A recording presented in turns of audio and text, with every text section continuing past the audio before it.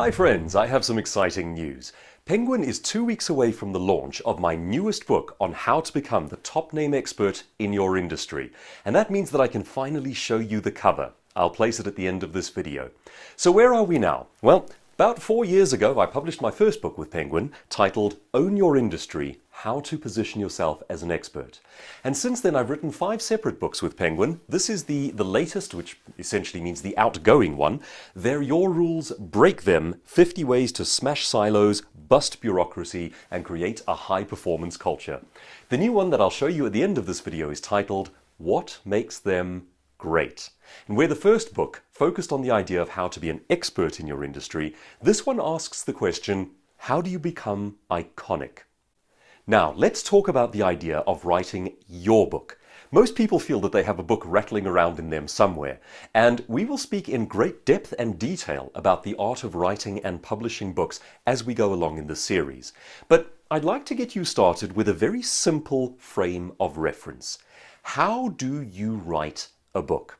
Now, please bear in mind there is endless complexity to how you use this formula, but the formula itself is wonderfully simple.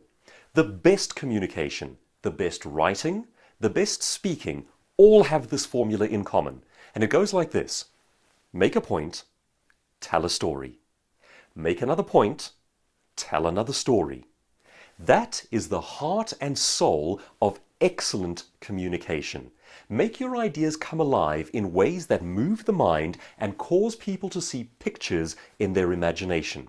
If you examine how someone like Malcolm Gladwell writes his books, and you break it down to its simplest parts, essentially he is just making points and telling stories.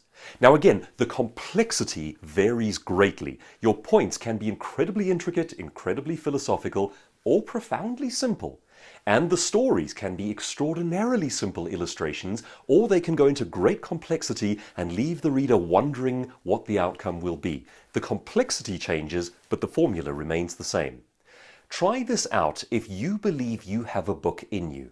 Ask yourself, what are the key points, and what stories could you tell to make those points come alive? What illustrations could you use? Which metaphors might you employ? What could you do to get people picturing it in their imaginations?